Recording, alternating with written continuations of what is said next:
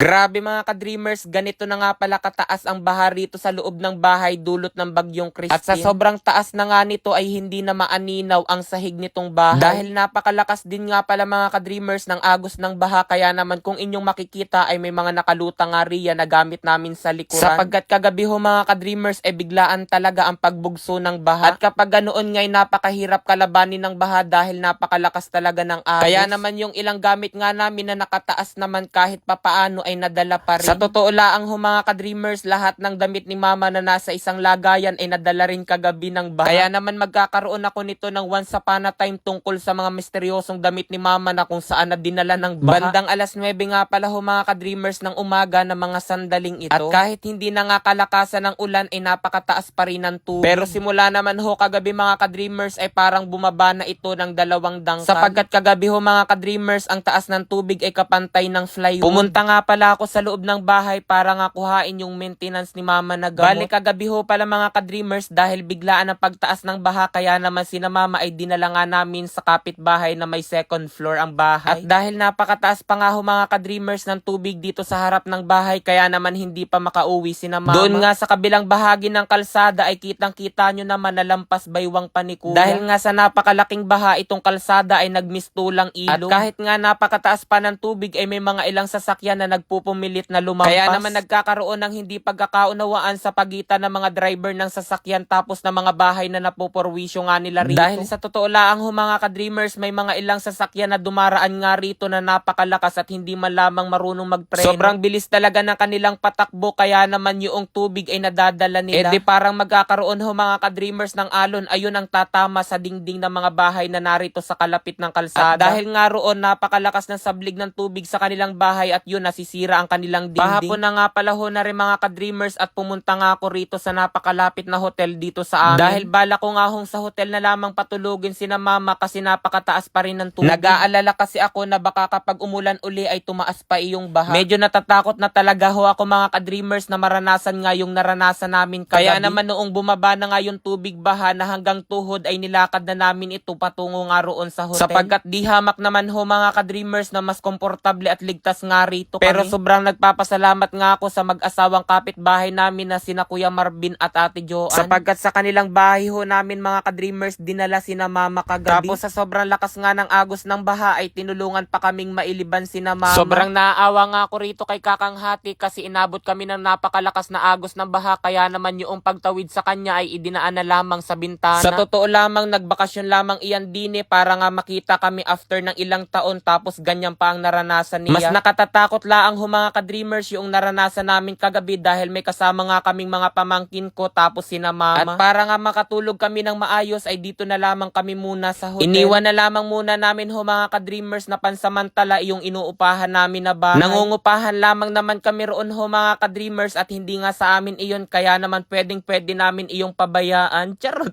Babalikan na lamang namin iyon kapag pinalinis na nung may-ari. Joke lang iyon babalik kami roon kapag nawala na nga yung baha. Pasensya na kayo mga ka-dreamers sa boses ko iyan ang boses kapag magdamag kang nabasa. Pero soon paniguradong hindi na namin ito mararanasan. Dito na lamang muna mga ka-dreamers at kami matutulog na. Bye-bye. Ang laki, grabe.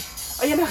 82,200, grabe. O diba mga ka-dreamers, ganun lamang kadali kumita ng napakalaki rito kay PH MOBA. Kaya kung nais mo rin kumita, nasa comment section lang ang link para mag-register at mag-deposit. Huwag kalimutan mag-take ng screenshot at ilagay iyan sa comment section para manalo ka ng 500 pesos. Ipakikita ko sa inyo kung paano ako kumikita ng napakalaki rito kay PH MOBA. Ang madalas ko rito laruin ay Super Ace. Scatter agad mga ka-dreamers, 10 spins. Ayan. Play lamang. 800.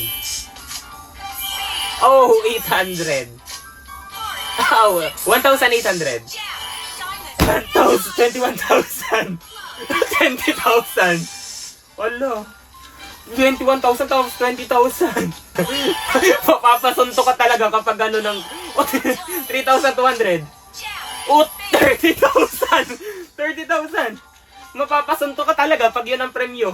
Pag yun ang mapapanaluhan mo. Ala, 800. Ala, 3,200. Oh, grabe. Ang laki nun. Oh. Ayan na. Ayan na mga ka-dreamers. Ang laki, grabe. Ayan na. 82,200. Grabe. Panalo si ka-dreamer nyo. Kaya kung nais nyo rin kumita mga ka-dreamers, nasa comment section lang ang link para mag-register at mag-deposit. Huwag kalimutan mag-take ng screenshot at ilagay yan sa comment section para mapapremyohan kita ng 500 pesos.